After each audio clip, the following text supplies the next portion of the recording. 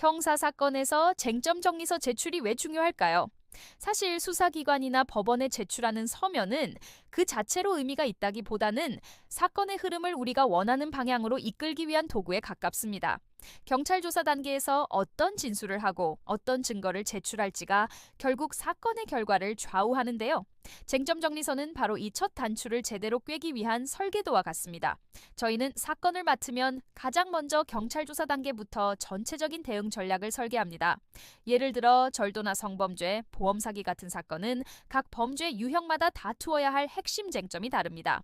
이 쟁점을 초기에 명확히 정리해서 수사기관에 제시하면 불필요한 오해를 줄이고 수사가 엉뚱한 방향으로 확대되는 것을 막을 수 있습니다. 저희가 성공 보수를 받지 않는 이유도 여기에 있습니다. 사건 결과에 따라 보수가 달라지면 때로는 변호사의 판단이 결과에 얽매일 수 있습니다. 저희는 그런 외부 요인 없이 오직 의뢰인에게 가장 유리한 방향이 무엇인지 독립적으로 판단하고 수사 초기부터 재판까지 책임감 있게 대응하기 위한 구조를 선택했습니다. 그래서 형식적인 착수금만 받고 실제 대응은 소홀히 하는 방식은 절대 지양합니다. 상담 단계에서 나눈 깊이 있는 대화와 분석이 그대로 사건 전략으로 이어지고 비용 역시 중복되지 않도록 조정됩니다. 이런 접근은 형사 사건에만 국한되지 않습니다. 민사 사건의 경우 단순히 소송에서 이기는 걸 목표로 하지 않습니다. 돈을 빌려주고 못 받으셨나요?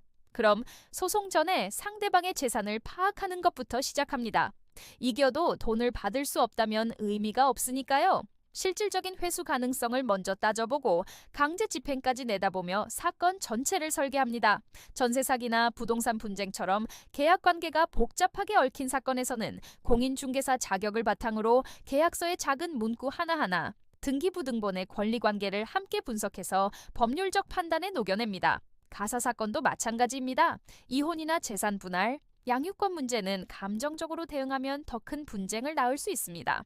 당장의 유리함보다는 몇 년 뒤에 발생할 수 있는 문제까지 예측해서 분쟁의 소지를 없애는 방향으로 합의안을 설계하는 것이 중요합니다.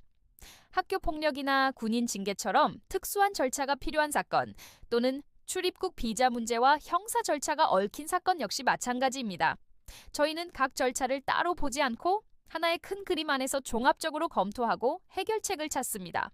2014년 사무소를 연 이후 지금까지 사건 처리와 관련해 어떤 분쟁도 없었던 이유는 단순합니다. 현실적인 가능성을 솔직하게 설명하고 모든 사건을 내일 당장 진행한다는 마음으로 준비하기 때문입니다. 전국 어디든 모든 사건은 변호사가 직접 상담하고 서면을 작성하며 소통합니다. 이러한 원칙과 기준으로 민사, 형사, 가사, 행정 전반의 사건을 다루는 곳 바로 법률사무소 아신입니다. 감사합니다.